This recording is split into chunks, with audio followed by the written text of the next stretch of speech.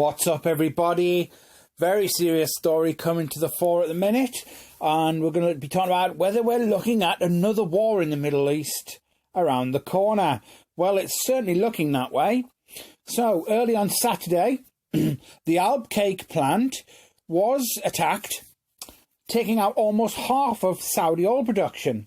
Now, Houthi rebels have claimed they did the attack with 10 drones, but the US and Saudi Arabia disagree, saying that this is way beyond their capabilities.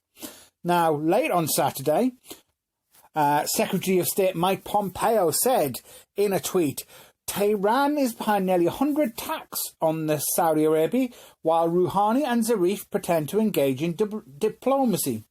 Amid all the calls for de-escalation, Iran has now launched an unprecedented attack on the world's energy supply. There is no evidence the attacks came from Yemen. We call on all nations to publicly and unequivocally condemn Iran's attacks. The United States will work with our partners and allies to ensure that energy markets remain well supplied and Iran is held accountable for the aggression. So, what we've got to look at is how the Saudis are going to react to this. President Trump has said in a further tweet, he said, Saudi Arabia oil supply was attacked. There is reason to believe that we know the culprit, are locked and loaded depending on verification, but are waiting to hear from the kingdom as to who they believe the attack was caused by and under what terms we should proceed. Now, that's scary in a few different ways. For one, when does the US foreign policy, did it start being led by what the Saudis say?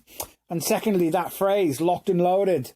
So they're ready for war, guys and girls. This does not look good. And the question is, how are the Saudis going to react to this? Now, to not point a finger at Iran will be disappointing to the US. But if Saudi does point to Iran, then it looks like war with Tehran. Saudi Arabia has been wanting a war with Iran for years, and so we've got to consider which way this might go. And that question was answered earlier today when Riyadh released a tweet themselves saying, Saudi military spokesman says initial investigation suggests Iranian weapons used in oil installation attack. Now, the US has stated that from the direction of the attacks, the direction the attacks came from, it looks like it was from the direction of Iran, and that both cruise missiles and drones were used in this attack. Now, there are obviously people that are not happy with this and are speaking up against it. So, we have Senator Rand Paul, who was on CNN earlier today. He has warned that any attack on Iran would constitute a needless escalation of war. He said the Iraq war, President Trump has said, was the biggest geopolitical blunder of the last generation. It destabilized the Middle East and increased the strength of Iran and tipped the balance towards Iran. He also had stern words for Republican Liz Cheney, who earlier in the day proclaimed that the US should deny visas for Iranian diplomats. He said there was nothing good about the Iraq war, and Dick Cheney, Liz Cheney and John Bolton still don't get it. They are still advocating for more regime change in the Middle East. So the current state of play is Iran and Iraq deny that they had anything to do with this attack. The Houthi rebels admit they did the attack. The Americans say Iran completed the attack.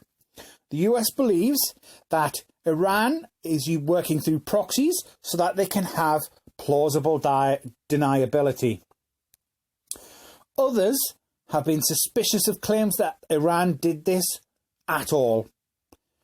Now, I don't know about you guys and girls, but I don't want to see further war in the Middle East. This isn't looking good. Look, I'm going to keep this nice and short just to keep you up to date. it certainly looks around the corner. There's a high possibility that there's going to be a more further war in the Middle East. Let's hope that cooler heads win the day on this one. Thanks for the time and for watching the videos. For watching this video. Like, share, subscribe if you appreciate what we do.